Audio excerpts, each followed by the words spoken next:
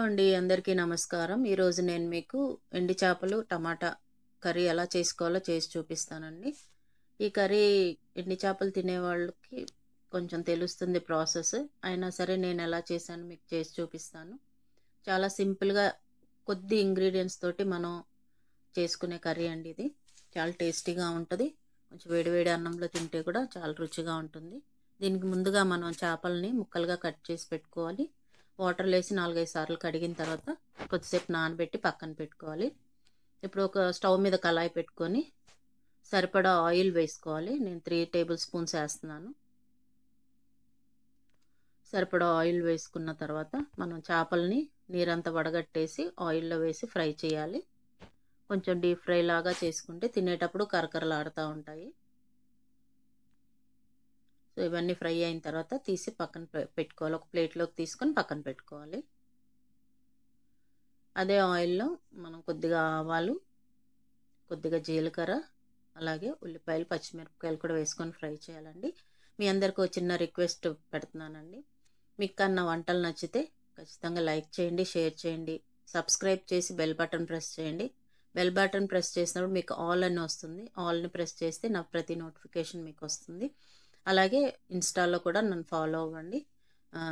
Link నేను డిస్క్రిప్షన్లో పెడతాను. ఉల్లిపాయలు కొద్దిగా మగ్గిన తర్వాత త్వరగా మనకి అవి మగ్గాలి, అలాగే మాడిపోకుండా ఉండాలంటే ఉప్పు పసుపు వేసి ఫ్రై చేయాలి. సో కొద్దిగా ఫ్రై అయిన తర్వాత కట్ చేసి పెట్టుకున్న టమాటా ముక్కలను కూడా వేసుకొని ఫ్రై చేయాలండి. ఇది కొంచెం ఈవినింగ్ టైమ్స్ చేసుకుంటే బాగుంటుంది. వేడి అన్నం అంటే మధ్యాహ్నం పూట అందరు వేడిగా తినలేరు కాబట్టి డ్యూటీలకు వెళ్ళే వాళ్ళు వెళ్తారు. సో ఈవినింగ్ అందరు ఇంట్లో ఉంటారు కాబట్టి ఆ టైంలో చేసుకుంటే చాలా సింపుల్గా అయిపోతుంది ఈ కర్రీ. మీరు కూడా ట్రై చేయండి. ఎండి చేపలు ఎవరైతే తింటారో వాళ్ళకి మాత్రమే చెప్తున్నానండి, అందరినీ ట్రై చేయమంటలేదు. తినేవాళ్ళు ట్రై చేయండి. ఈ టైంలో కరివేపాకు కూడా కొద్దిగా వేసాను నేను. అది కరివేపాకు అనేది మనం ఆయిల్లో ఫ్రైలో వేసుకోవచ్చు, కర్రీ మధ్యలో వేసుకోవచ్చు, దించే ముందు కూడా వేసుకోవచ్చు అండి. ఎలా వేసుకున్నా కరివేపాకు టేస్ట్గా ఉంటుంది. కొద్దిగా ఉల్లిపాయలు, టమాటాలు ఇవన్నీ మగ్గిపోయిన తర్వాత సరిపడా కారం కూడా వేసుకొని మనం కాస్త అటు ఇటు తిప్పేసి మూత పెట్టి పక్కన పెట్టుకోవాలి. ఇప్పుడు ఒకసారి చూద్దాము.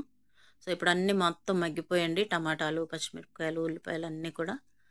ఇప్పుడు ఒక గ్లాస్ వాటర్ వేసాను నేను. వేసి ఇప్పుడు మనకు ఉప్పు కారం సరిపోయిందో లేదో చూసుకోవాలి. కారం అయితే సరిపోయిందండి. ఉప్పు కొద్దిగా తగ్గింది వేస్తున్నాను నేను. ఉప్పు కారం చూసుకొని ఇప్పుడు మూత పెట్టుకొని మగ్గించుకోవాలి. ఇది కొంచెం సగం కుక్ అయిన తర్వాత మనం చేపలు వేయాలి. ముందే వేసుకుంటే మనం ఫ్రై చేసిన క్రిస్పీనెస్ అంతా పోతుంది. సో సగం ఉడికి మనం ఇంకా దించేస్తాము ఒక 10 నిమిషాలు అన్నప్పుడు మనం చేపలు వేసుకొని కొద్దిసేపు ఉడికితే సరిపోతుంది. మూత పెట్టేసుకొని మరలా కొద్దిసేపు మగ్గబెట్టుకోవాలండి. అంటే కర్రీ కన్సిస్టెన్సీని బట్టి చూసుకోండి, టైం నేనేం చెప్పట్లేదు. సో మనకి ఎంత గ్రేవీ కావాలి అనేది చూసుకొని దాన్ని బట్టి మనం కర్రీని వండుకుంటాం. కొన్ని కర్రీస్ మనం వండుతున్నప్పుడే మనకు తెలుస్తుందండి అవి ఎంత టేస్ట్గా వస్తాయి అనేది. కూర ఉడికేటప్పుడే తెలుస్తుంది అది. సో ఈ కర్రీ అయితే చాలా టేస్టీగా వచ్చింది. నేను ఈవినింగ్ టైమే వండాను. సో దించే ముందు ఒక్కసారి కొత్తిమీర వేసుకొని ఒకసారి తిప్పుకోవాలండి. అంతేనండి. మళ్ళీ ఒకసారి అడుగుతున్నాను, మీకు నచ్చినట్టయితే మీరు లైక్ చేసి షేర్ చేయండి, కమెంట్ చేయండి. మీ కమెంట్స్కి నేను రిప్లై ఇస్తాను. బెల్ బటన్ ప్రెస్ చేస్తే నా నోటిఫికేషన్స్ అన్నీ మీకు వస్తాయి ఫ్రెండ్స్. అంతే. Thank you for watching my channel.